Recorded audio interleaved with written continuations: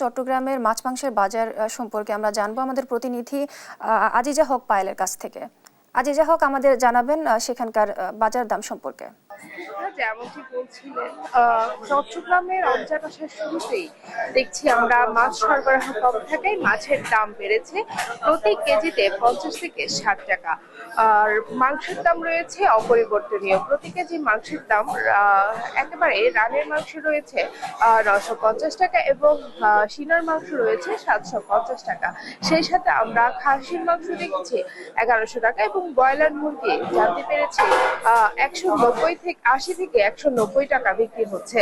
বিভিন্ন বাজার ঘুরে আমরা দেখেছি চট্টগ্রামের রমজান মাসের শুরুতেই মাছের দামটা বেড়েছে। একটু আমি ক্রেতা বিক্রেতার সাথে কথা বলার চেষ্টা করবো, একটু জানার চেষ্টা করবো মাছের দাম বাড়ায় কেমন যাচ্ছে রমজান এবং মাছের দাম কেন বেড়েছে। একটু বিক্রেতার সাথে কথা বলে জানার চেষ্টা করবো মাছের দামটা কেন বাড়লো জানাবেন।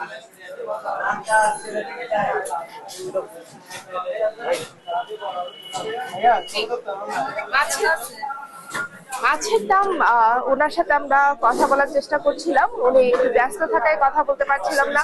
উনি জানিয়েছিল আমাদেরকে মাছের সরবরাহ কম থাকায় মাছের দাম বেড়েছে, প্রতি কেজিতে মাছের দাম বেড়েছে 50 থেকে 60 টাকা। সেই সাথে চিংড়ি মাছের চাহিদা বেশি থাকায় চিংড়ি মাছের দাম আরো একটু বাড়তি বলে জানিয়েছেন তিনি আমাদেরকে। আমি একজন বিক্রেতার সাথে একটু কথা বলে জানার চেষ্টা করব মাছের দাম কেমন মনে হচ্ছে রমজানে। মোটামুটি অতটা বাড়তি না, প্রতি বছরের চাইয়া এখন বর্তমানে মিডিয়াম। প্রতি বছর বাড়ে, হ্যাঁ এবছর এতটা বাড়ে নাই, সবকিছুর মাল থেকে। একজন ক্রেতার সাথে একটু কথা বলে জানতে চাইবো মাছের দাম কেমন মনে হচ্ছে রমজানে।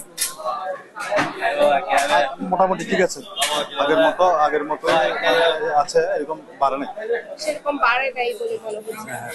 জি, আমিষ জাতীয় খাদ্যের অভাব পূরণ হচ্ছে কিনা। হ্যাঁ, আমি জাতীয় খাদ্যের অভাব পূরণ হচ্ছে।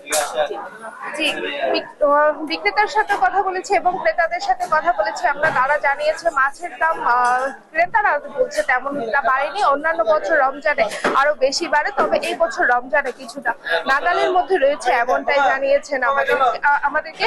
তবে বাজারের এখন আজকে যেহেতু বন্ধের দিন, অনেক ক্রেতারা আসতে শুরু করেছে, সকাল সকাল আসছেন। বেলা বাড়ার সাথে সাথে মাছের বাজার এবং মাংসের বাজারে আরো মানুষের ভিড় জমবে বলে মনে করছেন ক্রেতা বিক্রেতা দুজনেই। এই ছিল বাজার থেকে সর্বশেষ আপডেট। পায়েল, ধন্যবাদ আপনাকে।